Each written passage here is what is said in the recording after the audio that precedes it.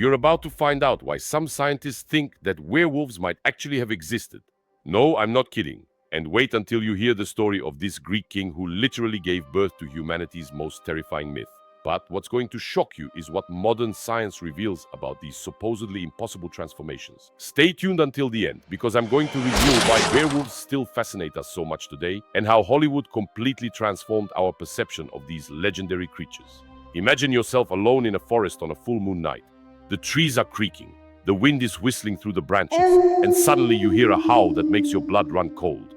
It's not that of an ordinary wolf, nor that of a man. It's something in between, something that defies all logic. Welcome to the fascinating and terrifying world of the werewolf. These mythical creatures that have haunted our nightmares for millennia. The werewolf, or lycanthrope if you prefer the scientific term, represents one of humanity's most ancestral fears, that of losing control, of the transformation of civilized man into a wild beast. But where does this obsession with these half-man, half-wolf creatures that transform under the light of the full moon come from? The story is much more complex and surprising than you might think. It all starts in ancient Greece, over 2,500 years ago. The first mentions of lycanthropy already appear in the 5th century BC, reported by none other than Herodotus, the father of history. But the founding legend, the one that would forever mark our collective imagination, comes to us from Ovid and his tale of King Lycaon. This story is absolutely fascinating and reveals a lot about the human psychology of the time. Lycaon was a king of Arcadia, renowned for his cruelty and impiety. One day, Zeus decides to visit the earth, disguised as a simple mortal to test the hospitality of men. He arrives at Lycaon's house, who, skeptical about the divine nature of his guest, decides to put him to the test in the most horrible way possible. He kills his own son, cuts him into pieces, and serves him as a meal to Zeus. The mistake is monumental. Zeus, furious, resurrects the child and transforms the impious king into a wolf, condemning him to wander eternally in this beastly form. This divine punishment marks the birth of the werewolf myth, directly linked to cannibalism and the transgression of divine and human laws.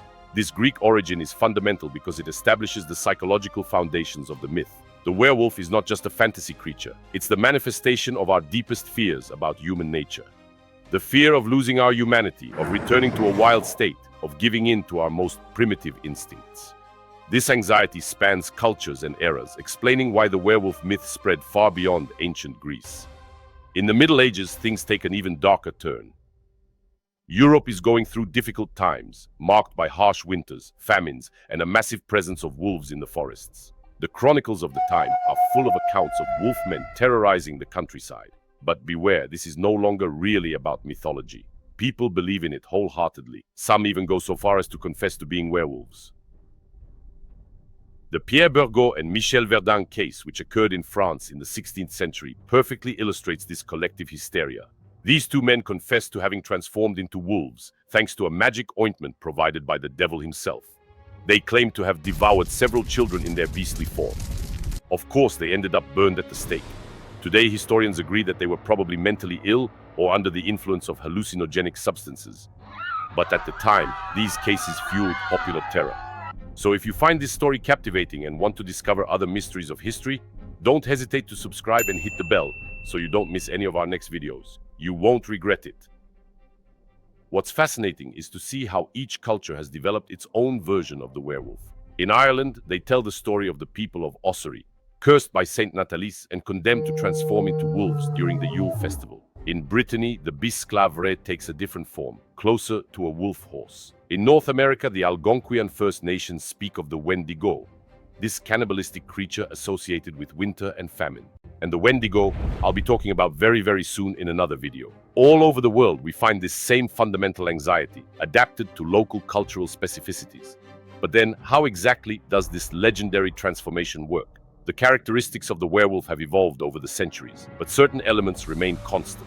The transformation is generally triggered during the night, particularly during full moons. The process is described as extremely painful, with the man gradually losing his human form to adopt that of a gigantic wolf.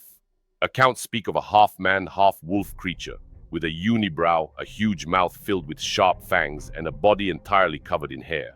What makes the transformation even more terrifying is the total loss of human consciousness. The werewolf no longer controls his actions, guided solely by his predatory instincts. He hunts, kills, and devours everything that crosses his path, particularly children and vulnerable people. In the morning, when he takes human form again, he has no memory of his actions, waking up naked in the middle of the woods with only the metallic taste of blood in his mouth.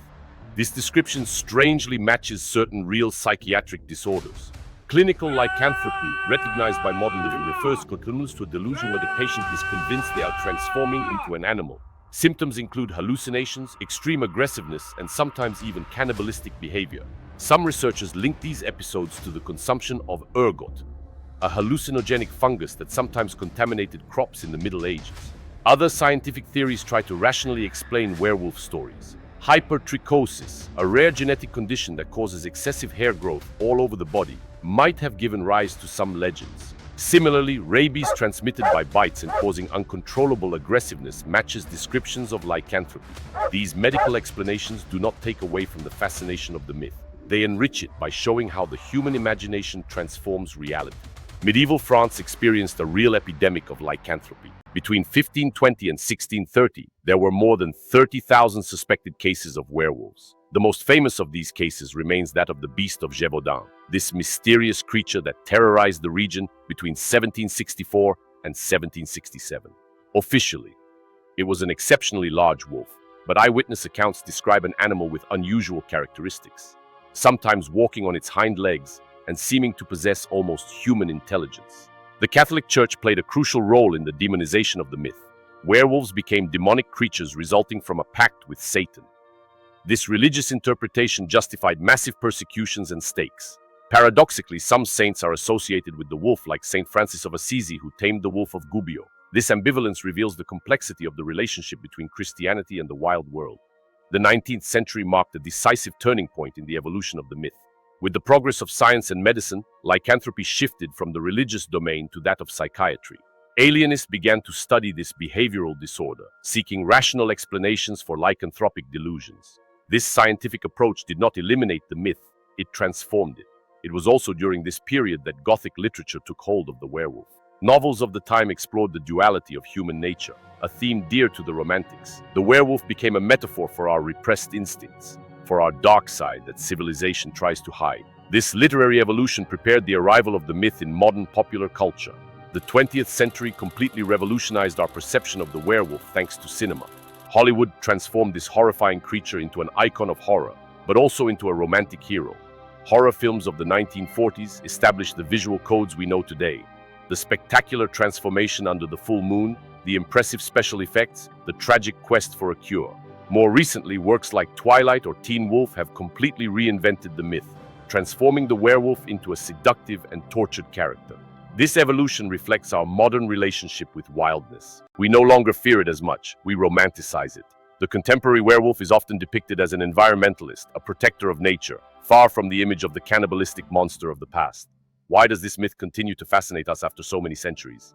The answer probably lies in our ambivalent relationship with our own nature. We live in ultra-civilized societies that distance us more and more from our primitive instincts. The werewolf represents that wild part we have lost, that raw strength we secretly admire while fearing it.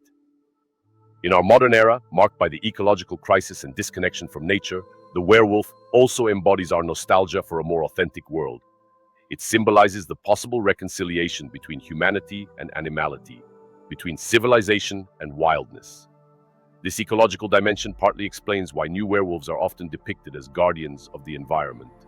The werewolf myth ultimately reveals a lot about ourselves and our collective fears.